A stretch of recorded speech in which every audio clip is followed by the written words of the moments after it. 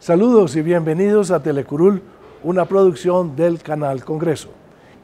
El aspecto humanitario en el proceso de paz con las FARC es el tema del programa de hoy, que será conducido por el senador del Polo Democrático, Iván Cepeda. El senador estará acompañado de una representante a la Cámara, Ángela María Robledo, del Partido Verde. Bienvenidos, este es Telecurul.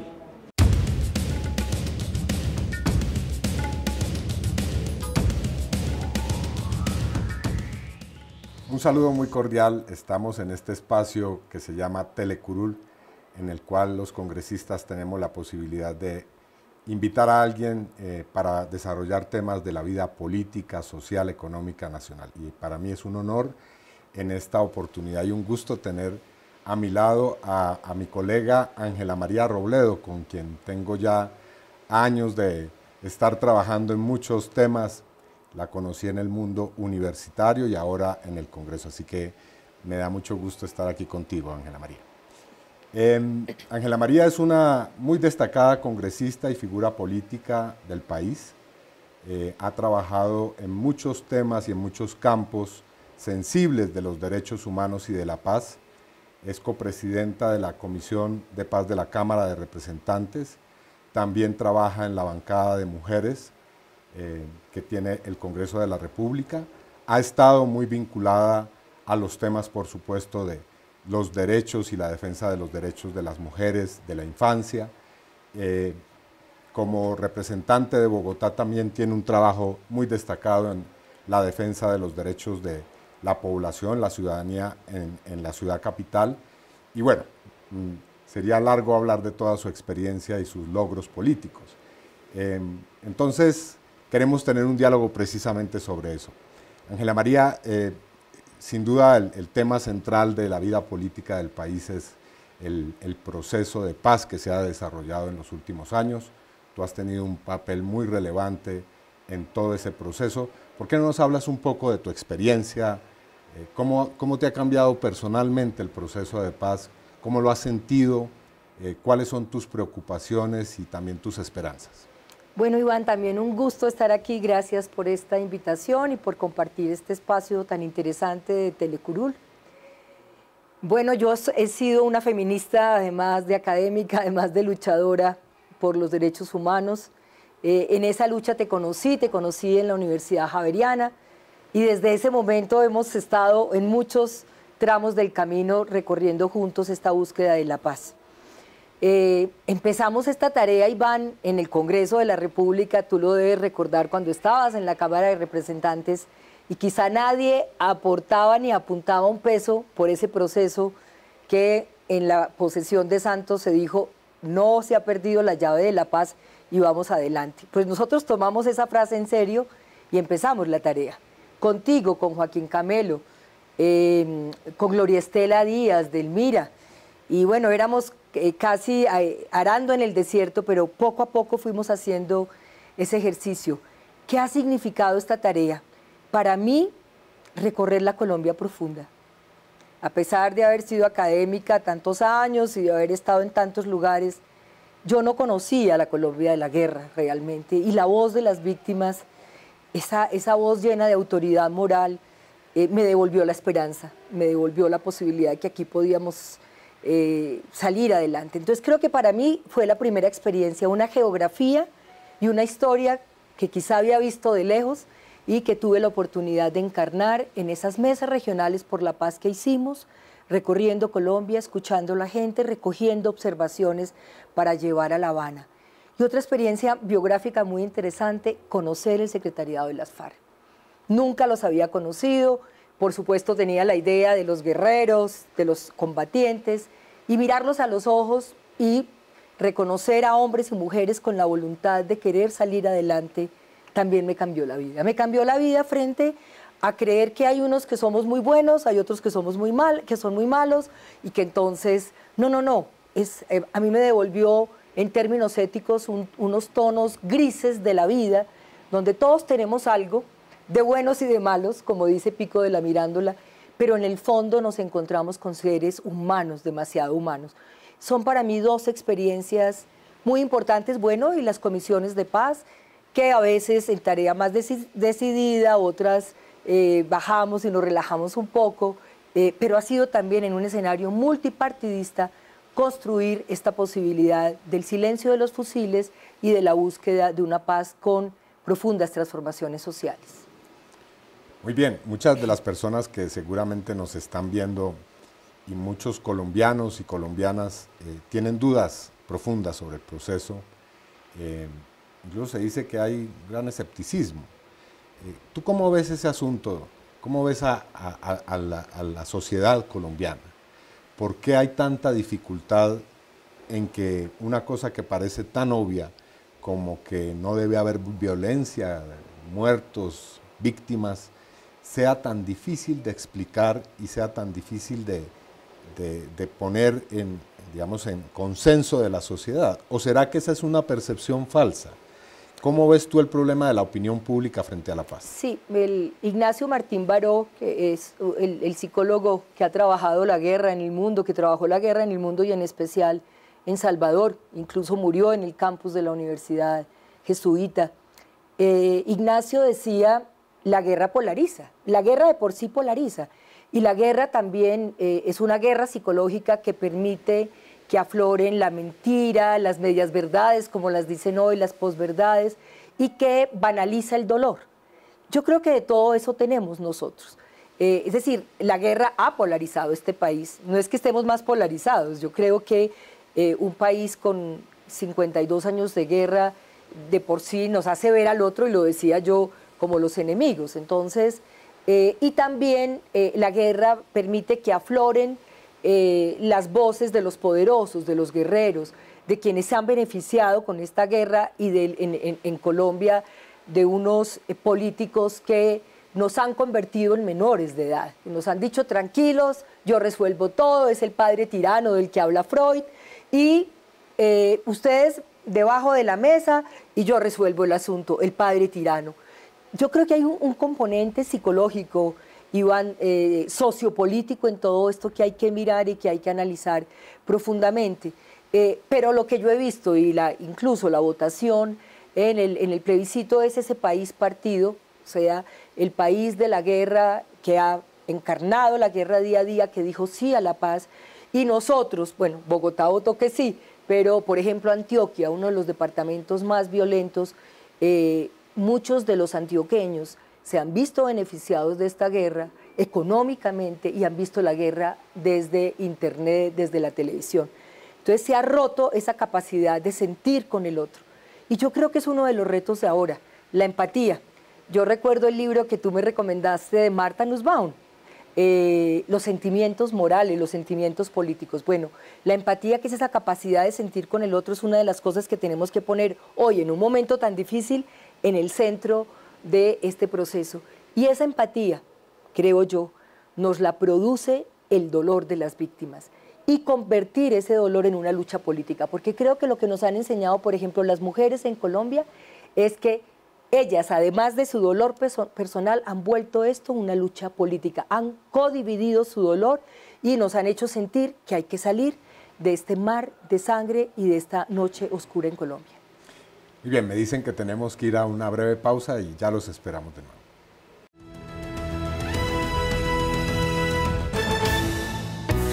Acuerdo para la paz en el camino hacia la reconciliación. Restitución de tierras. Se garantizará el acceso y uso de la tierra a través de un fondo de tierras para campesinos sin tierra o con tierra insuficiente. Se otorgará escritura pública a los campesinos sobre las tierras en las que ejercen posesión sin tener documentos que prueben su pertenencia. Se actualizará y modernizará el inventario de catastro rural. El Estado velará para que el uso de la tierra concuerde con la vocación del trabajo del campesino dentro de los términos legales. Las áreas ambientales serán protegidas por normas especiales y las respectivas autoridades. El Estado se compromete a crear la infraestructura y adecuación de tierras, vías terciarias, infraestructura de riego, a suministrar la tecnología de drenaje y electrificación y a implementar la conectividad de Internet necesarias en las zonas rurales. Las zonas rurales tendrán acceso a vivienda y agua potable. La jurisdicción agraria será el organismo encargado de resolver los conflictos en torno a la tierra. El Estado se compromete a crear planes para fomentar la economía familiar y solidaria, para facilitar la comercialización de los productos campesinos y llevarlos al consumidor, a proveer asistencia técnica, tecnológica en investigación y a crear un plan de política pública para garantizar el adecuado y completo acceso a la salud, seguridad social y educación de las familias campesinas. El gobierno también se compromete a implementar un sistema especial de alimentación y nutrición para erradicar el hambre en el campo colombiano. Las metas contenidas dentro del Acuerdo de Reforma Rural Integral tendrán un plazo de cumplimiento programado a 12 años. Acuerdo para la paz, en el camino hacia la reconciliación.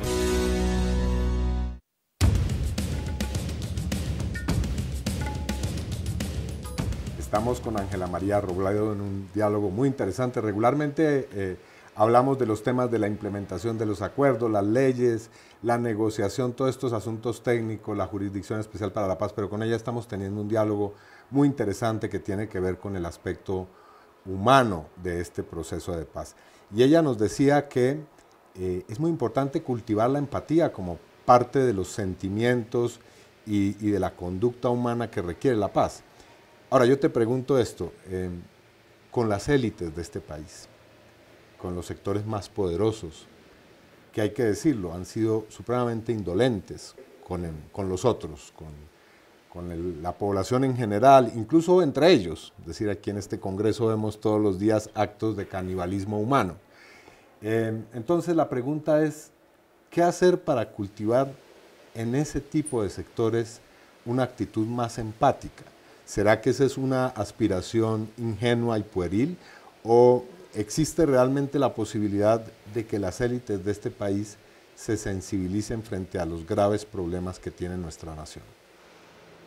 Iván, yo creo que sí, siempre.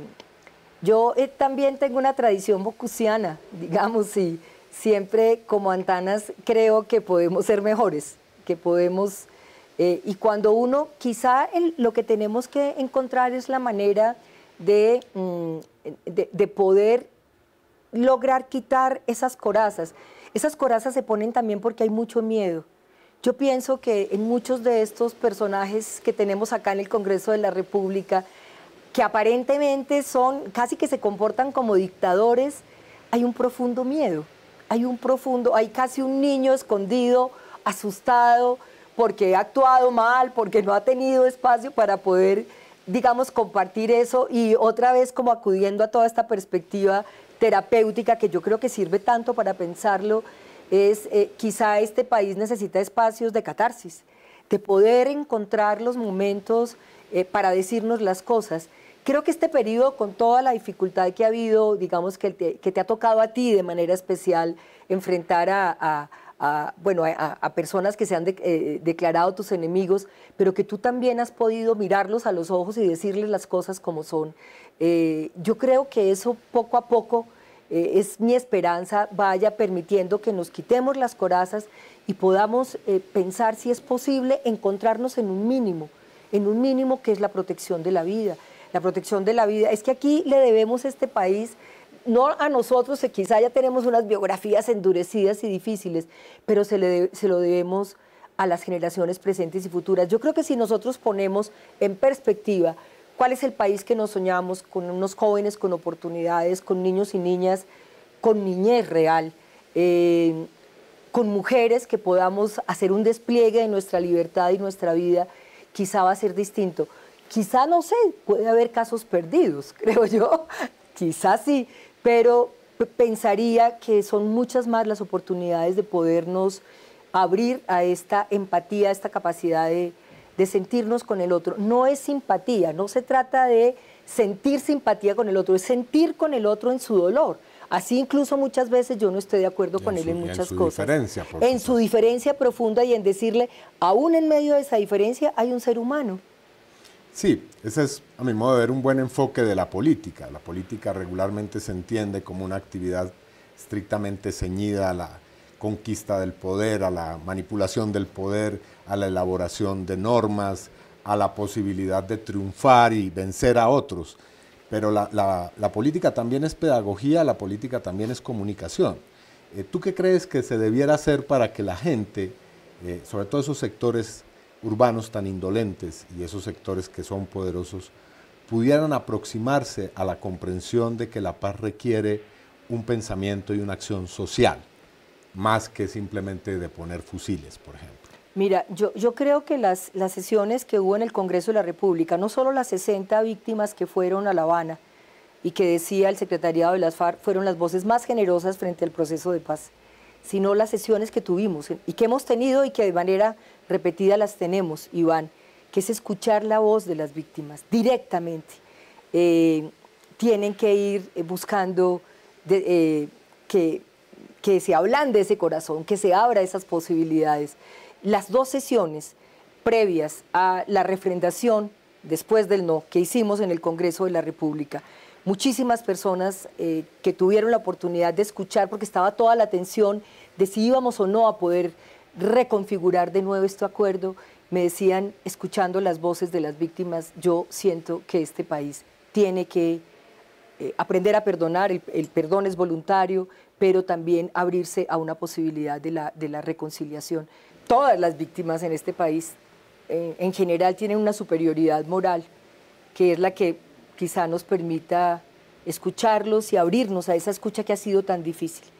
Las dos sesiones que tuvimos en el Congreso, Iván, en el Senado y la Cámara, cuando este proceso parecía que se nos escapaba de las manos después del no, muchas personas me comentaron en ese escenario que se escuchó las voces de tantas víctimas, que quizá había sido por primera vez el momento de pensar que había que darle una oportunidad a la paz, que había que salir de esta guerra, que había que generar espacios reales de vida para los jóvenes, para los niños, para las niñas, para las mujeres, porque a las mujeres esta guerra nos ha pegado muy duro, somos las principales víctimas de este conflicto.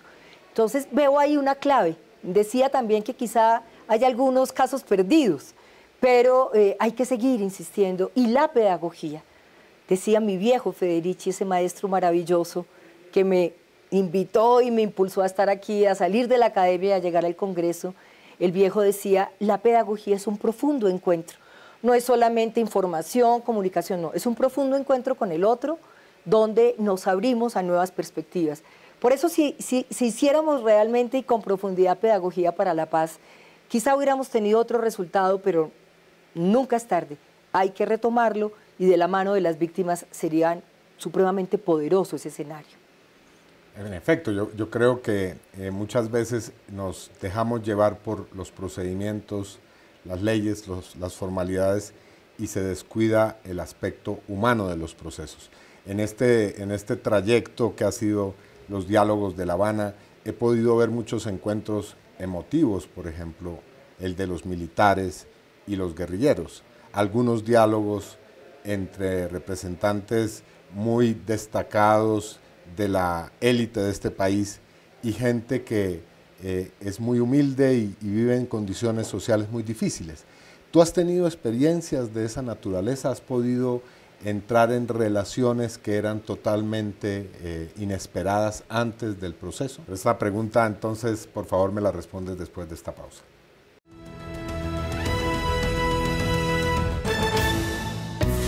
Acuerdo para la paz, en el camino hacia la reconciliación. ¿Qué va a pasar con las zonas que dejan las FARC? Las zonas dejadas por las FARC pasarán a manos del gobierno con el propósito de que se reviertan los efectos del conflicto, que se restituya a las víctimas del despojo y del desplazamiento forzado, se restablezca a las comunidades sus derechos sobre la tierra y se produzca el retorno voluntario de mujeres y hombres en situación de desplazamiento. Las personas beneficiarias del proceso de restitución de tierras recibirán acompañamiento técnico y financiero para la reconstrucción de sus proyectos de vida y generación de ingresos, recuperación y reconstrucción del tejido social como proceso organizativo y construcción de la memoria histórica para la reconciliación. Acuerdo para la paz, en el camino hacia la reconciliación.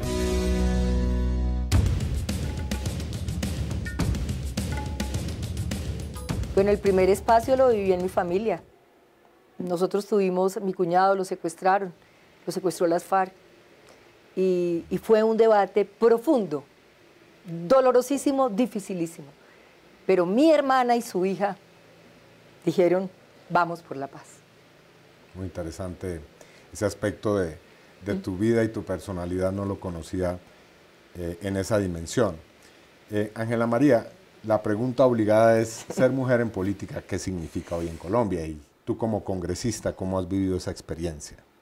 Bueno, ser mujer en la política le toca a uno guerrear, pero desde la imaginación, desde la palabra. Yo he hecho una política, creo, me precio de hacer una política innovadora. Hago una política sin cálculo, tú me conoces algo, te ha tocado compartir. Me arriesgo en todo, me arriesgo en mis luchas, creo profundamente, pero he logrado una tarea fundamental que a veces las mujeres cuando llegamos al Congreso olvidamos, Iván, y es la tarea colectiva. Este Congreso rompe las solidaridades, ese Congreso nos impide muchas veces trabajar colectivamente.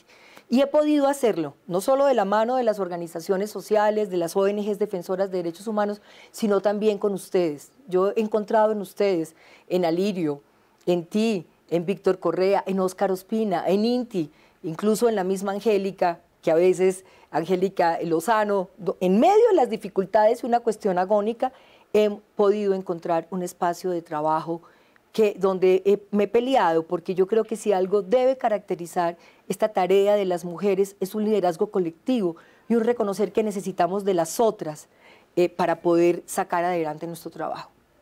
¿Tú cómo crees que más hombres pudieran involucrarse de una manera consciente en el respaldo, la defensa, la acción por los derechos de las mujeres? Yo creo que los hombres se pierden demasiado de la vida cuando quieren someter, cuando quieren controlar, cuando quieren hacer de la vida de su mujer, de su compañera, digamos, un objeto y no un reconocimiento de una mujer libre. Creo que se pierden demasiado, es más lo que pierde. Para mí ese es un argumento. Es de nuevo el miedo. Es el miedo porque a veces mujeres fuertes pueden asustar, ¿cierto? Pero no saben lo que se pierden cuando hay un espacio de libertad, de diálogo paritario, igualitario, porque nos devolvemos en enriquecer un mundo desde distintas perspectivas. Más que leyes, más que los que eso todo tiene que estar ahí y ese conjunto de leyes que ayudan también a persuadir a que los hombres no sigan convirtiendo el cuerpo de las mujeres en el primer territorio de guerra, es también un llamado, oiga, se pierden demasiado. Además se agotan demasiado queriendo controlar todo el tiempo al otro por su miedo, muchas veces miedos tan infantiles. Y entonces es como decirles, vea, compartir este mundo en condiciones de igualdad es maravilloso. Muy interesante esa perspectiva. De ahí que a mí me parece que tanto ese miedo de los poderosos frente a los cambios sociales, como este que tú también señalas, toda esa, digamos, esa coraza que hay, esa fue tu expresión, también tiene que ver con esto que han llamado la perspectiva, digamos, el peligro de la perspectiva de género y de la llamada ideología de género en los acuerdos.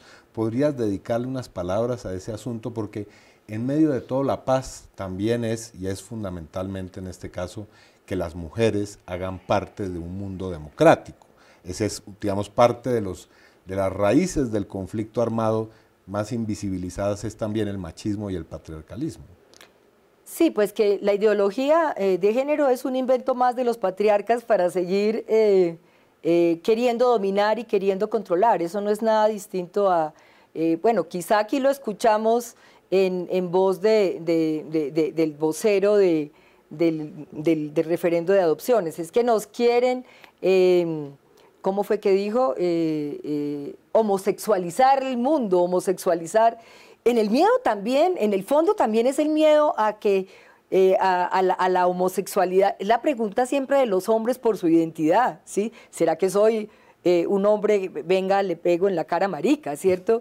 Ahí siempre los psicoanalistas decían que en medio de esas homofobias había profundos temores de identidades sexuales. Volvemos al miedo. Yo pienso, Iván, que el miedo hoy en día, no solo en Colombia, sino en el mundo entero, es el nicho desde el cual nos quieren convertir en menores de edad y nos quieren arrebatar la ciudadanía. Y a las mujeres han querido hacernos eso, pero estamos peleándonos por un mundo multicolor, por un mundo de igualdad y por un mundo de perspectivas. Y eso es lo que también hacemos desde el Congreso de la República, con hombres aliados como ustedes, que ojalá cada vez sean más. Ya para ir finalizando, hablabas de víctimas en el primer segmento y ahora hablamos de mujeres. Las mujeres víctimas rurales. Tú has conocido bien ese mundo. ¿Podrías decirnos algunas cosas sobre eso y su rol tan importante en este momento de la vida del país? Mira, en las mujeres víctimas rurales hay cantidades de mujeres víctimas de la violencia sexual, ¿cierto? Y eso hay que aplicar la ley y pedir que eso siga ocurriendo. Pero hay mujeres maravillosas. Esas mujeres, yo digo que lo que he aprendido con ellas es que esas mujeres transitaron de un profundo dolor a una dignidad y a una lucha política. Hoy están aquí, en el trabajo que hemos hecho durante estos meses, exigiendo que el desarrollo rural integral sea una realidad para ellas, que la participación política en el segundo punto, que es apertura democrática, también lo sea, para que muchas de ellas estén con sus voces en esos escenarios, no solo de la democracia participativa, sino de la democracia representativa. Y para las mujeres combatientes de las FARC, también un reconocimiento, porque día a día, hoy, en esas zonas veredales, están exigiéndonos, algunas de ellas madres, diciéndonos queremos un futuro, un presente y un futuro distinto para esas hijas. Y esas mujeres excombatientes también quieren estar aquí con nosotras construyendo este país. Creo que esas son como las voces de esas mujeres rurales que se han luchado día a día la vida, que son una reserva ética, que han defendido la vida en la guerra y que hoy serán una reserva ética fundamental para la paz. Bueno, en este proceso de aprendizaje y de lucha y de permanentes emergencias que hay en el proceso de paz, a veces perdemos el sentido de la esperanza y el sentido de la posibilidad del cambio. Yo quisiera que tú, sin, por supuesto, falsos optimismos o utopismos, hablaras un poco de qué crees que nos debe motivar en este proceso y en qué radica tu esperanza frente a lo que puede venir para la sociedad colombiana. En la protección de la vida, Iván, en que la vida es sagrada, en que en estos últimos meses tenemos los índices más bajos de homicidios, de minas antipersonas, de extorsiones, de secuestros. Aquí la vida está floreciendo. Aquí Colombia necesita, como decía García Márquez, una segunda oportunidad sobre la tierra, y esa se la debemos nosotros. Nosotros tenemos hoy como congresistas una enorme responsabilidad, pero también la ciudadanía. Esta paz es nuestra, y yo creo que eso es lo que tenemos que defender. Muchas gracias, Ángela María. Ha sido un diálogo, como ustedes ven, muy rico en ideas. Como es Ángela María, una persona creativa, imaginativa, yo le agradezco mucho que haya estado en este espacio y hemos tenido un diálogo un poco distinto sobre los problemas de la paz que regularmente se asumen desde una perspectiva técnica o jurídica, legal, y que olvidan ese aspecto esencial, y es que la paz es ante todo un hecho de humanización de la sociedad colombiana. Les agradecemos mucho que hayan seguido esta conversación.